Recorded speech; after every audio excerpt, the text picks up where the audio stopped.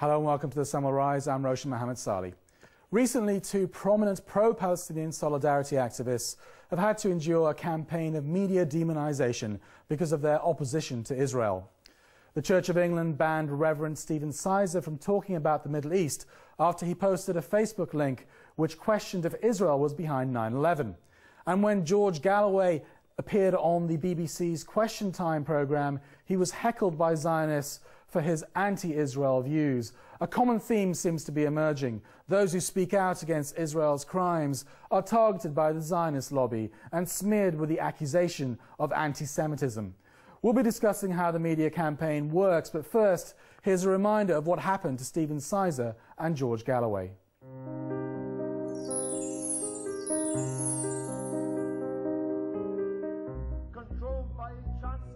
Is there a price to pay for speaking out against Israel?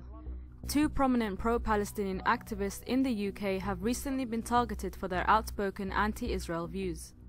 Reverend Stephen Sizer, a Church of England vicar, has been a staunch supporter of Palestinian rights and strongly opposed to Zionism, but he came under attack from pro-Israeli lobbies after posting a Facebook link questioning if Israel was behind the 9/11 attacks. And although he later clarified he didn't actually believe this, the Church of England nevertheless banned him from speaking, writing, or even tweeting about the Middle East. But are there double standards at play here? Is alleged anti-Semitism given higher priority in the West than, let's say, Islamophobia? It doesn't exist in that kind of a systematic and acceptable kind of way in which Islamophobia has been spreading. You know, you have all kinds of right-wing factions emerging right now which make openly Islamophobic statements, whereas the instances of anti-Semitism, certainly they happen, but they don't happen at that level of scale and in that systematic manner. More recently, when George Galloway appeared on the BBC's flagship programme Question Time, he faced a barrage of heckling from pro-Zionists for his opposition to Israel. Am I on trial here? Well, let me speak. Answer the question. Let me speak. I'm being... I, for one, will never, until God ceases to give me breath, stop speaking about Palestine. And it's the duty of every person, whether they believe in God or not, it's the duty of every right-thinking person to identify injustice anywhere in the world and tremble without equivocation, with indignation at all of it, and to speak out against the oppressors, the usurpers, the thieves and the killers who are roaming this world in many parts. So, do they suffer for standing up for Palestine? Well, maybe they do, but it's their duty. One of the greatest tactics being used to discredit pro-Palestinian supporters is to accuse them of being anti-Semitic. Why is this problematic? Zionists are actually systematically confusing Judaism, Zionism, and being an Israeli. These three things are not the same. The West prides itself on its freedom of expression and democracy, but given the ill treatment of pro-Palestine advocates, this doesn't seem the case when it comes to criticizing Israel.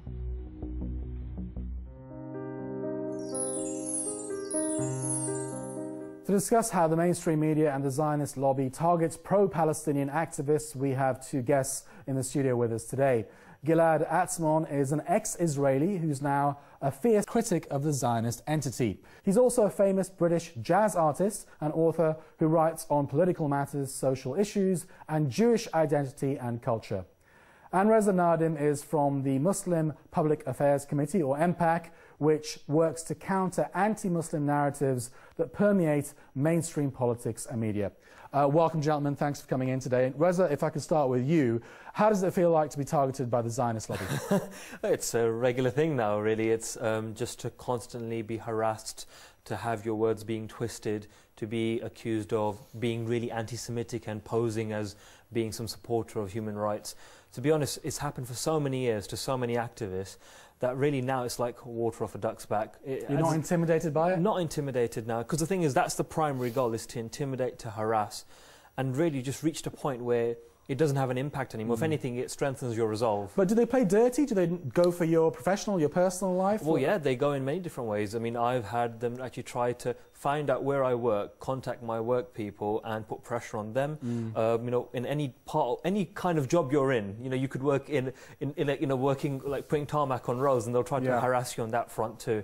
And it just, they'll go dirty in that sense, try to find out financially, you know, any background dirt they can find on you, anything they can sling, anything. So not that can taking stick. you on in terms of the arguments, no, but looking at other ways. The thing is, it's blackmailing you. Yeah, what you do is, rather than attack the message, you attack the messenger. If you can discredit the messenger, the message will be ignored, and that's what they do to many pro-Palestinian, anti-Zionist activists. Gilad, you must have had experience of being targeted as well. My experience is totally similar. I've seen myself attacked many times, harassed continuously.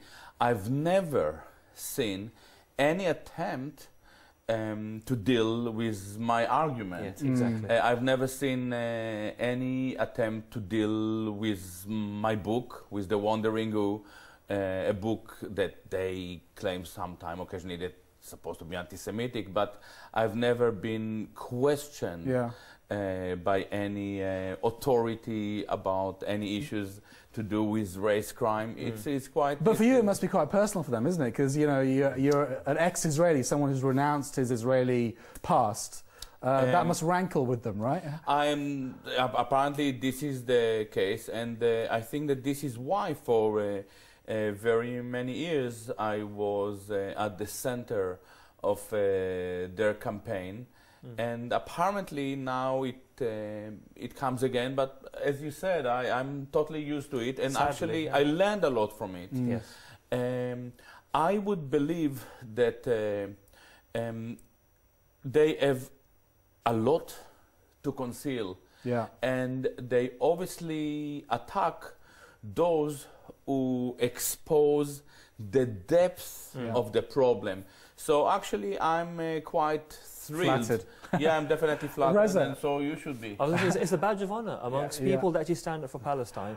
To be tackled, to be harassed by a Zionist, it's a badge of honor. Otherwise, you're not doing your job. Yeah, you're not doing your job. Reza, I want to break this down with George Galloway and Stephen Sizer. First of all, did you see what happened to George Galloway on Question Time? What are your views? I mean, it was just absolutely, it's just like a gang up, just, you know, ganging up on one individual. You know, even the questioner, the audience member who asked the question said they actually changed the question. And remember, this is a pre-recorded show that they had done. You know, Dimbleby could easily have said, no, we need to do the exact question, but he allowed that kind of ganging up process to happen. It was horrific to watch, and credit to George Galloway, he stood his ground and he stood up against that kind of braying masses, but it was so difficult because they had an agenda which was that an to audience? Was the audience a setup? Because I mean, I actually live in Finchley where it was recorded, and there's more Muslims in Finchley than there are Jews. Well, see, that's the thing. A lot of people have been angry saying that it's not representative of the area where they were filming in the first place. Yeah. And also, it was just the aggressive nature. If you have seen other shows of Question Time, they do not allow harassment of guests in such a manner, and yet the way George Galloway was treated was horrible, and actually it backfired though in many ways, because many people said this is unfair, and no matter what you may think of an individual's politics, to harass him in such a manner, it's not in line with our values. And actually George Galloway came off looking better, and the pro-Israeli sports came off looking really bad. George Galloway? I totally agree. And I think that it was very courageous of George Galloway to take this challenge. And in a way, this was an horrific glimpse into bad behavior. Yeah. I think that by going there, by taking this challenge, George Galloway provided us a horrific glimpse into what I define as Jewish power in the media, in finance, in politics, in this country, definitely in the BBC. What was shocking also was that the Guardian journalist who was on the panel, who basically fed into the attack on George Galloway and just thought, let's just, you know, go, you know, like basically there's a wound, they rub salt on it. Yeah. And it was just a smearing. No other guest would be treated like that. But you know what? It's pro-Palestinian supporters, again, are used to it. And George Galloway has faced it for so many years in so many different forms. It didn't faze him, and he did a great job. We're going to continue this discussion in a few minutes' time, but we're going to move on for the time being. Baroness Tongue has been a prominent politician in the UK for decades, first in the House of Parliament and then in the House of Lords. but her pro-Palestinian views have landed her in hot water more than once. Here's her story. Whenever I or Stephen Sizer or George Galloway or anybody criticises Israel, we're accused somehow of being anti-Semitic because Israel calls itself a Jewish state, the Jewish state of Israel. But the way I get attacked is that the Israel lobby, I will call them in this country, headed by the Board of Deputies of British Jews usually, complain to my party leader over and over again and say that these remarks that I'm making are, denying Israel the right to exist, or they're anti-Semitic, or that, and some action must be taken against me. And the leaders of political parties are naturally very, very frightened of losing the support of a big group of people, and so they take action against me. That's what's happened to me. I've been disciplined time and time again. I've been thrown off the front bench where I held positions representing health at one stage, international development, and really to avoid it happening again, the last time it happened to me, I said, look, I'm going to resign in Parliament. I don't want to be a part of the Liberal Democrats in Parliament anymore. I'll just sit as an independent Liberal Democrat. So I'm not part of the party, so they can't actually do anything to me anymore from the party point of view. The problem is that we are told there is freedom of speech in this country, but it seems to be a bit selective. But the other thing that happens, and I don't think people realise just how much there is the constant abusive letters, and I mean really horribly abusive, in language that I wouldn't dare repeat on a television show. Death threats. I've received death threats many times over the last 10 years. If you are in public life and if you feel passionately about injustice, as I do, then you have to expect it and you get what you take. And it's not going to stop me, and it's not going to stop Stephen Sizer ultimately when he's sorted things out with the Church of England. It's certainly not going to stop George Galloway. And there are many, many other people too who are speaking out against what Israel is doing, but have no problem at all dealing with Jewish people and being friendly with Jewish people. So we were talking about George Galloway before that report. Let's move on to Stephen Sizer now. Reza, I'll direct this question to you. I mean, some say that he was kind of an author of his own downfall because he posted a Facebook link to a conspiracy theory, some would say. Do you have less sympathy for Stephen Sizer? I have more sympathy for him, because if you actually look back at what's happened to the Reverend, he's been attacked for many years now for being such a staunch supporter of Palestine. And it's all he did was, he said, something I read, it looks a bit interesting, essentially, that's what he put up. And the way he was gunned down and attacked and smeared was horrible to watch. And then for the church to turn around and say, you're going to be banned, to not be able to post anything for 6 months on social media, considering what happened with Charlie Hebdo, with the whole, we're pro-freedom of speech and everything, to ban him from speaking, it smacked of hypocrisy, and it just made people go saying, why can't we criticise Israel? And all he did was saying that, did Israel have a part to play? That's all he asked. That's the article he put up. And they all says no. But he knew he was being watched. Yeah, of course. Is there a lesson in this for all of us, that they are watching us, so we should be a bit careful, not be silly? And the thing is what most activists that we speak to, the one rule is you have to be vigilant. Don't say anything that can be misconstrued, and things will be, regardless, but you have to be vigilant. And the thing is, Stephen Sizer, see, that's the thing, he wasn't going out of his way to promote a conspiracy theory. He was saying, here's an interesting article I found, and it looks quite interesting, essentially. It was like a discussion point. It's a discussion point. And, but he said, his post as well said that, is this anti-Semitic? If it is, I'll probably be asked to take it down. Gilad, you were talking about, you call it Jewish power, Zionist power, whatever. Is this another example of it? I mean, where's it coming from? Is it the Board of Deputies? No, I think that it is far deeper. The way I define Jewish power is the ability to silence discussion on Jewish power.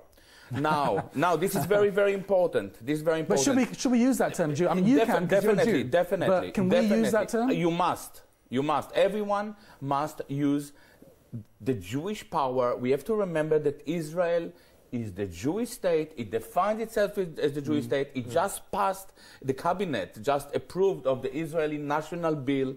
There is no contradiction. If they call themselves the Jewish state, we have to accept it and to respect it. But isn't that just handing them a big gun to shoot us with? But I want to address your question, which is much more important than Israel, because the problem is here in Britain. It's not in Israel. Jewish power is the ability to silence the discussion on Jewish power. Now, the Board of Deputies, AIPAC in America, Israeli impunity, are not Jewish power. These are just symptoms of Jewish power. The problem is far wider. I came to the realization that in many cases it is actually the Jewish left, and sometimes even the Guardian. You mentioned the Guardian, Friedland, you know, the Guardian editor, who are acting as accessory of Jewish power. It is sometimes even the Guardian, whether consciously or not, that actually facilitate this power, restricting the boundaries, political correctness. These are the measures, and they are very dangerous. Reza, a comment on what you just heard? The thing is, I'd agree with you in terms of how there are people on all sides of the political spectrum that try to stop discussion about Israel and Zionism. It's just that that term, saying Jewish power, if any other individual says that, that's it, game over. You're anti-Semite and you're done. You can't. I agree with you, and this is why it is so crucial to deal with it. The Jewish lobby that operates in this country, CFI, 80% of our conservative MPs are friends of Israel, or friends of Tel Aviv. How many of them are friends of Hartlepool, Glasgow, Liverpool? These are not Israelis. These are Jews who are members in the community, and now we start to see a continuum of a problem between Israel, the Jewish state, and the Jewish. I'll give you a chance to come back on this, but we're going to have to move on for the time being. We'll conclude this discussion in a few minutes' time. Regular viewers will know that your comments are an integral part of the show, and we always try to prioritize what you've been saying on our social media pages. So here's Camelia Shambayati with your comments on the Zionist lobby and other issues.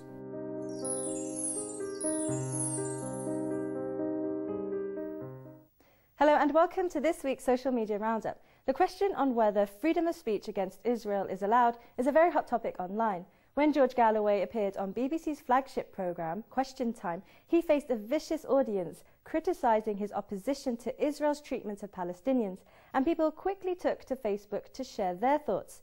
Avril from Canada criticised the BBC for the abuse George Galloway endured, saying, "Why were there only Zionists in the audience when there are so many Jews who do speak out against Zionist Israel? This really shows the bias yet again by the BBC. Also, no Muslims were apparent. Maybe Question Time is always a setup." Meanwhile, on the news that Reverend Stephen Sizer was banned on talking about the Middle East because of his outspoken views against Israel, Philip from the UK said, "This is an attempt to integrate new anti-Semitism where any criticism of Israel is de facto anti-Semitic. We should be allowed to criticize Israel's policies. Criticism of Israel has never been about race, but the Zionists turn it into a race issue as an attempt to distract from their behavior, and the Western world happily plays along with their hypocrisy." Moving on now, an Israeli propaganda video is being challenged by a political hip-hop Palestinian group. The Palestinian rappers who call themselves Torabiyah have threatened legal action against Benjamin Netanyahu's right-wing Likud party for using their song in an ISIL-themed campaign ad for Israel's March elections. When you listen to the group's tracks, it is clear from their lyrics that they in fact condemn Israel's occupation and apartheid regime.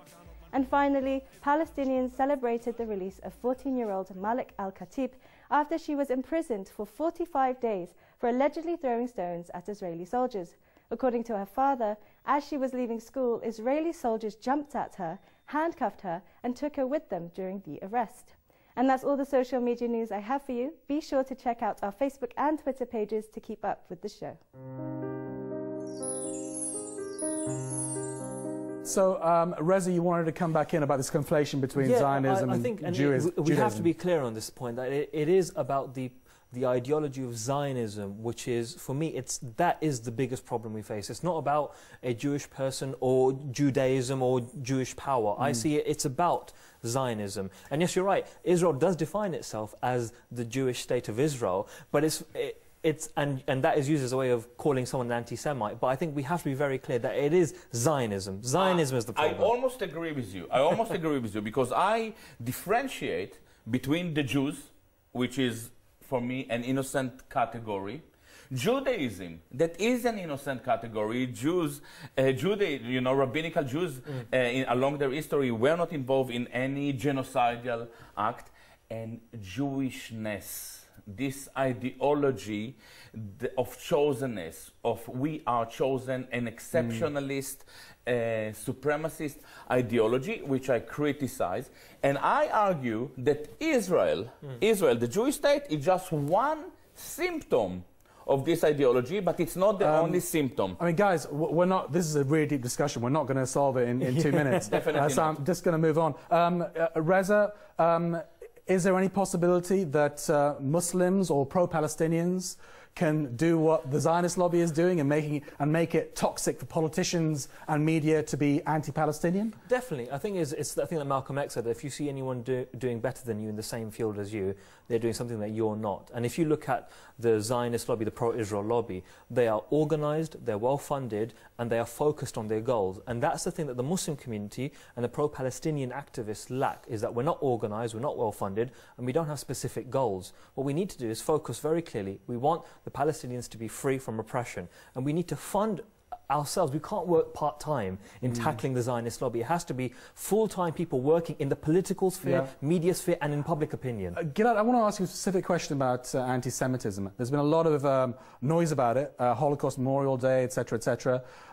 Is it a big problem in this country? Because, I mean, Jews used to be victims, didn't they, during the Second World War, etc. But are they victims anymore, really, in this country? I've published a very interesting article on my website that suggests that the rise of anti-Semitism in this country is actually imaginary. It's not real. Anti-Semitism, when it comes to hate crime in this country, is very compared to Islamophobia. It's not a major issue, is it? Definitely not. You know, Islamophobia is actually huge, and I don't really like. I think that all these terms are very misleading, and we have to be very precise what we mean by them. I argue that once and for all. And this is something that I try time after time to tell Jews. The Jews must look in the mirror and ask themselves why it happened to them along their history. Why does it happen again? How is it possible that after living in this country for decades, suddenly we find out that so many Jews feel unsafe here and they want to leave? This is quite unusual behavior. Gentlemen, I'm going to have to conclude it here. We could say a lot more, but it is the end of the show, so thanks a lot for coming in. That is all the time we have for today. Once more, thank you to all our guests. And don't forget to get busy on social media telling us what you think of the issues raised in this program. Thanks for joining us. We'll see you again next time for more discussion and analysis on Palestine. Bye-bye.